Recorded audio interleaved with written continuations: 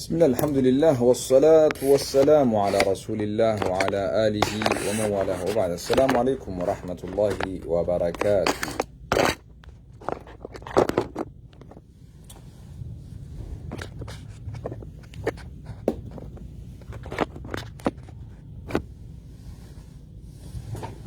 اوكي جالوان كان فقو في إيهو جرتان هندنو بكا جرتانتي سلامتني اسن هذا قوية چراغا مي سينا رانتنا تكشو إما دريدوا خنرا والمريحنا. اوكي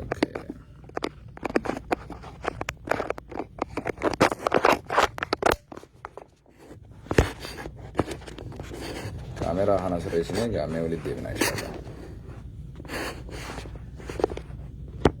نعم أما دريري فكاتا مي سيناغا إن شاء الله gabaaf sumatti dirreedhawaa keessatti walgahii adda addaa godhamaa jira. Maqaa keenyaan maqaa dirreedhawaatiin jechuudha. Finfinneetti illee hiraataa godhamee maqaa gargaarsa dirreedhawaatiin waan jedhuun jechuudha. Waan bareedaadha. Dhiyoo tanallee akkuma beektan kaantibaa dirreedhawaa faarsinee ture. Faaruu san keessatti dhaamsa guddaa dhiifadheen ture. Nama tokko beektaa gizeenii fi waa gaafachuu barbaadu aadattis shari'atti illee adabattis dura afaan nagayaatiin bifa nagayaatiin faarsuun dirqama. Maaliif waan garii ta akkan inni hojjetu barbaaddu maqaa dhuyitaaf waan akkana hojjettee jettaan jechuudha. Hojjechuullee baatu waan akkasii waan irraa eeduuf akkasitti keessatti dhaamsa walii galaa miti. Amma gabaabatti waan nagaddi dhabuun isii hedduu gadda guddaa nutti taate akka dhalataa dirreedhawaatti akka lammii Oromootti akka nama guutuu Oromiyaatiif dubbatutti illee kuni salphina guddaadha. Duraan dursee obbo Khadiroon osoo na dhagihaa jiraatte gaarii deebinee jirra. Internet keenya riistoortee jira tolee jira amma deebi'ee jira jechuu inshallah dhiifama. Duraan dursee tuffiin ummata Oromootiif mootummaan amma jiru kun qabu argamaa jira jechuudha. Keessattuu hoggansi Kadiroodhaan hogganamu kun yoo dhugaadhaan ijoollee kaleessa qeerroo si jalatti kursii qabaa turte, kaleessa sadarkaa kana gahuudhaaf shoora guddaa taphachaa turte, ijoollee Oromoo tan kaleessa gaachana sii taatee irree sii taatee bakka ati jirtu kana gahuudhaaf shoora guddaa taphattee duraan dursee kabajuma isaaniitiif illee afaan Oromoo sagantaa waltajjii gurguddaa shaaraatan godhame san dhiifamallee gaafatee turte toora feesbuukii Mu'aaz Muhammadiin. Haya kan edaato Oromoon maal balleesseeti lafa isarratti qabeenya isarratti biyya isarratti afaan isaatiin dubbatamuu dhabuun maxxansaaleen dirreedhawaa keessatti maxxanfamu maaliif afaan Oromootiin ta'uu oole? Ergaaleen afaan Oromootiin darbuun maali badiin inni qabu? Haraaminna inni qabu qofaan si gaafadha. Kun yoo tuffii fi jibbinsa afaan Oromootiif yoo qabaanne malee rakkoon afaan Oromoo qabu hatta maxxansaaleen afaan Amaaraatiin maxxanfame sun barruun afaan Amaaraatiin fakkeenyaaf dirreedhawaa naafqoot jettanii isin barreessan suni afaan Oromootti himee hiikime maal jechuudha? It doesn't make sense.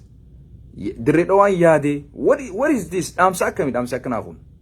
It does not make sense. It does not make sense.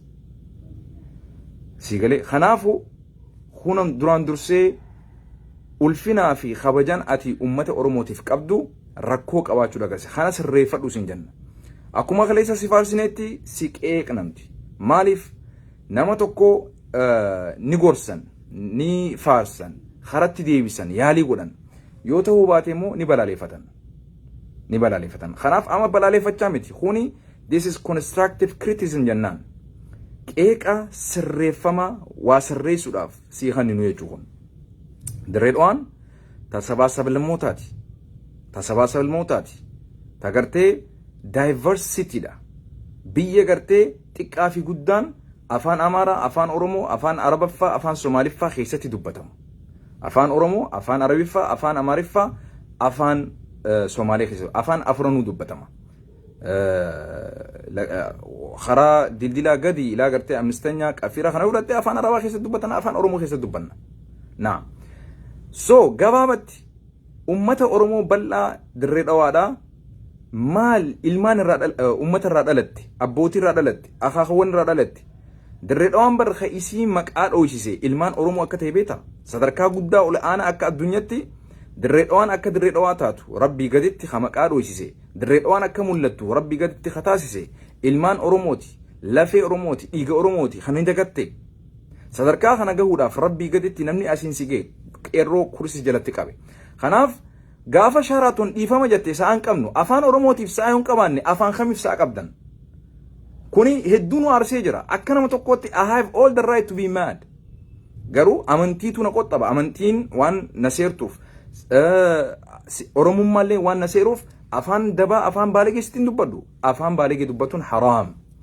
garuu immoo maaliif nama akka inni aaree sadarkaa if wallaalee machaa'u maaliif gootan maali sadarkaan kun arraan tana oromoo tuffatuun kun maal jechuudha afaan oromootiin maxxansaan hin maxxanfamu dirree dhawaa keessatti maaliif ergaan kaleessa dirree dhawarratti kanname sun maaliif afaan oromootiin kannama oole naa joollee teenya tan walaloo adda addaa artii adda addaa keessatti qooda shoora guddaa akka dirree dhawaatti taphachaa turte maaliif kaleessa beekamtiin isaaniif kannama oole kan biraatiif tokkoffaa harka dha'u tokko keenya hoggayyuu gaabbinaa keenyatu ofnaan jechuu ilaa yoom gaabbinaa teessi ijoolleen teenya ilaa yoom abbummaan lafaa isaaniif beekamtiin kannama takka joolleen ammallee eega jijjiiramni dhufe as maqaa qabsoo kaafaa ootinis ta'e maqaa shaneetinis abbaa ootinis ta'e warri hidhaa jiru lakkoofsi isaanii dhibbaantamaan ammallee ragaa takka malee mana murtiitti hin dhiyaatin mana murtiitti dhiyaatanii badiin teessan tanaaf hidhamtan ja'anii ammallee yakka takka malee badii takka malee mana hidhaa keessatti dararamaa jiran dhukkubsataa jiran miidhamaa jiran lakkoofsi isaanii meeqaan tami arrallee hidhaa jiran joolleen tun joollee kaleessa qeerroo kursiis jalatti qabaa turte qeerroo gaachana sii turte Khadiir Johar jechuu kaantimaan dirree dhawaadha takka joolleen tun arrallee joolleen dildilaa gad galtu amistanyarraa ilaa gartee lagaharreerraa guubarraa ganda gartee ganda garaadaatii fi narraa lakkaawi joolleen tun arrallee maqaa shaneetiin joolleen maaskii halkan uffattee bifa gartee waraanaatiin bifa poolisiitiin mana manatti dhuftee joollee guuraa jirti hidhaa jirti ammallee this is under your watch kuni ammallee aangoo tee jalatti waa hedduu liqimsinee waa hedduuf calisaa jirra Khadiiroo Johar nageenyi ummata keenya hidhaa joollee teenya hiisisaa joollee teenya mana hidhaa keessatti murtii haqaa kannuu fi osoo mirga silaa isaan qaban hakoortii dhiyaatanii mana murtii dhiyaatanii badii balleessaniif akkana balleessan osoo hin jaamin ammallee waggoota 2 waggoota 3 mana hidhaa keessa jiran ammallee sanirratti ilmaan oromoo dildilaa gad joolleen jirtu bishaan hin qabdu tiriqa hin qabdu torbaan tarataratti dhufaaf wanti dildilaa ol galtu hundinuu oromoo waan hin taaneef irra guddaan isii bishaan yeroo fedhatti argatan ifa yeroo fedhatti argatan joolleen oromoo moo ta dildilaa gad galtu manni barumsaa isii qulqullina hin qabu manni barumsaa isii bajata hin qabu joolleen tun uskuula karikulama after school program hin qabdu sadarkaa beekumsaatiin sadarkaa misoomaatiin joolleen tun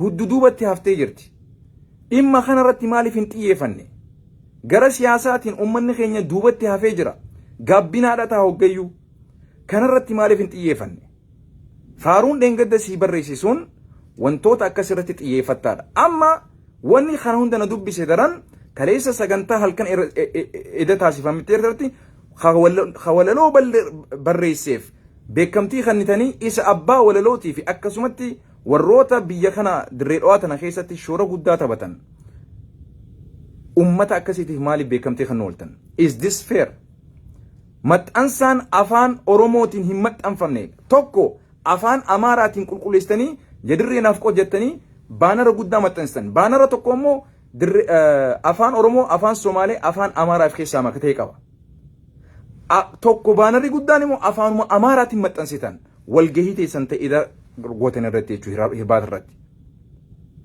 Maali amriin tun? Gara bishaaniitiin arrallee dirree dhawaa keessatti namni kiloomeetira meeqa deemee jarikaanaan bishaan guurrataa jira.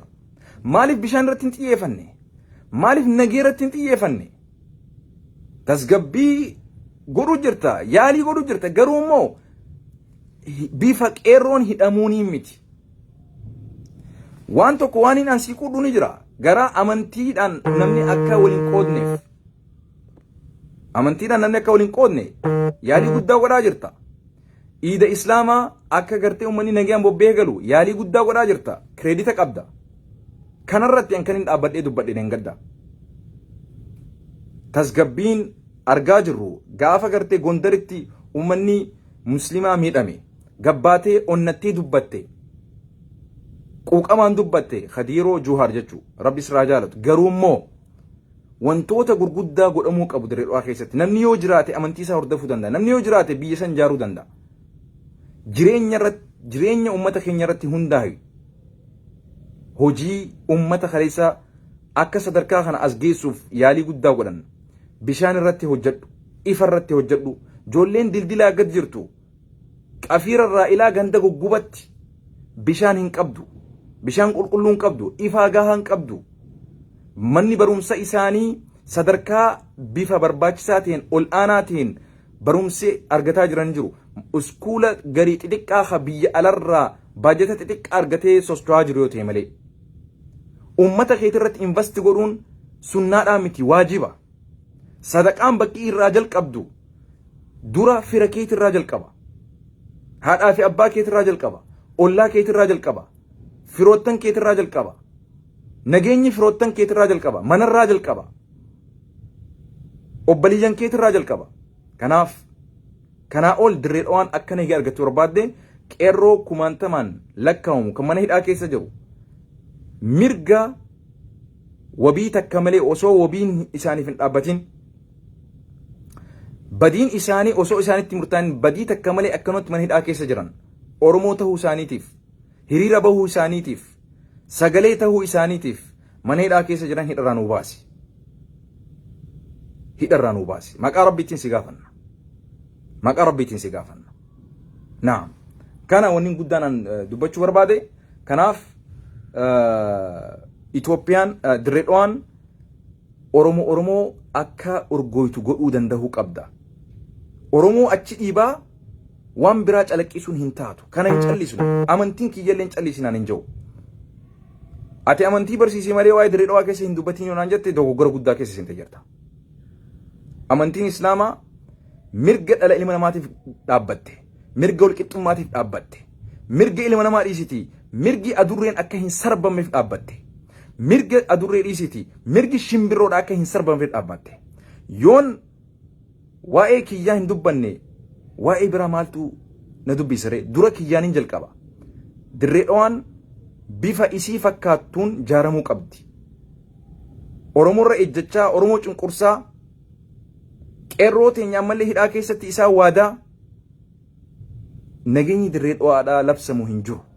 Tokko ol qabanii tokko qaqqabu miti. Walqixxummaadhaan dirreen biyya sabaa salamootaati. Nation and nationalities, tribe, gosa hedduu qabdi, bifa hedduu qabdi. Kanaaf kanarratti hojjedhu. Akka obboleessattis akka nama gartee Qur'aanaa fi hadiisa barsiisutti illee wanni si dhaamu kana. Fuula Rabbii duratti ati irra jaalatamaa namaa ta'uudhaaf, irra kabajamaa namaa ta'uudhaaf imaamnu aadil hogganaa isa gartee fataawii jechuu hogganaa gartee isa haqa nama hundaa ifirraa eegu. Amaanaan ati harka qabduun amaanaa laaftuudhaa miti. Bishaan dildilaa gad hin jiru, ifaan dildilaa gad hin jiru, dildilaa ol akka waan gartee tuubboo kophaan hiixaniitiif kun hinduunis irraa'uu qaba. Dildilaa gad uummata Oromootu guddinaan jiraata. Kanaaf sagalee waan hin qabneef sagalee tahaa jirraaf. Amma mallee maqaa shaniitiin halkan maaskii uffattanii qeerroo mana manatti dhiiqaa guuraa jirtan kun dhaabbatuu danda'uu qaba. Daayaaspoorarraa namni isin guddaan afeettanii isin waliin achi ture irra guddaan isii qaama biltsiginnaatii fi qaama nafxanyaati. Kanaas achi sirraan qabu. ni xiqqaata namni diaspora irraa isin biratti walgeessan irratti argame. Namoota nuti beenu qubaan beena. Warroonni kan irra guddaanis qaama biltsiginnaatii fi qaama nafxanyaati. Takka qaama lafa jala maallaqa mootummaadhaaf kannee dachii bitachaa jiru, dachii ilmaan Oromoo irraa kaasee saamaa jiru jechuudha gariinis. Kunillee sirraa'uu qaba. Kana dhugaa sitti hin fakkaatin. Deeggarsa sitti hin fakkaatin kun si tursiisa sitti hin fakkaatin. Aangoo irraa si buusuudhaaf yeroo nurraan fudhatu miti. Aangoo irraa si buusuudhaaf yeroo nurraan fudhatu. Kana beeki. Kanaaf qeerroo hidhaa jiru hidharraa baasi. Dilaarraa callisaa turre si eegaa turre. Kana booda immoo ani hin callisu. Haga lukkurraa haga lubbutti illee hin callisnu jechuudha. Wareegama barbaachisu kafallee ilmaan keenya kan Dirree Dhawaa keessatti hidhaa jiran hidharraa baasuudhaaf qophiidha. Kana booda marxifannee lafaa kaanee jirra. Garuu bifa san sadarkaa san osoo hin geenye bifa kabajaatiin, bifa jaalalaatiin, bifa tokkummaatiin si gaafanna. Bishaan barbaachisaa ta'e, ifaa barbaachisaa ta'e ilmaan Oromootiif gallakkisi. Misooma ummata keenyaaf karaa haala isaan itti hojjechuu danda'an mijjeesiif, barumsa irratti haala mijjeesiif. Dildilaa gad barumsi isaa qulqulluun qabu, bishaan qulqulluun qabu, ifaan tartiiban qabu. Ilmaan Oromoo haalli itti jiran haala gartee yaaddeessaadha Dirree Dhawaa keessatti. Haala biyya san keessa isaan baqatanii biyya biraa keessatti dhaqanii akka saaxilamaniif dhibbaatti godhaa jirtan. Systematically akka isaan biyya isaanii jibbanii biyya keessaa bahan itti roorrisaa jirtan. Ati waan kana itti yaaddee godhuu baattu qaamnis waliin jiru ummata keenya immoo bifa isaan sammuu isaanii sarbutti irratti hojjechamaa jira. Ijoollee hedduudha ta Dirree Dhawaati irra guddinaan tagatee bishaan bahar gara Libiyaatti dhumte. Kana yaadadhu dhiibbaa achi keessatti isaan irra godhameerraa jiraachuu dadhabde ijoolleen tun. Kanaaf bifa kabajaatiin, maqaa amantiitiin, maqaa Oromummaatiin, maqaa Rabbii subhaanahu wa ta'ala ol'aanaatiin mirga ummata keenyaa walqixxummaadhaan haqa isaaniif malu walqixxummaadhaan akka deemtu maqaa Rabbiitiin si kadhadheen jira. Rabbiidhaanis si qabeetiin jira. Rabbiidhaan si qabeetiin jira. Afaan Oromoo walgahii fi maxxansaalee adda addaa irratti dubbatamuu qaba. Walqixxummaan afaan Oromootiin illee wanni godhamuu qaba. Hagasuma dhaamachuu barbaada turtii gaarii. Assalaamu alaikum.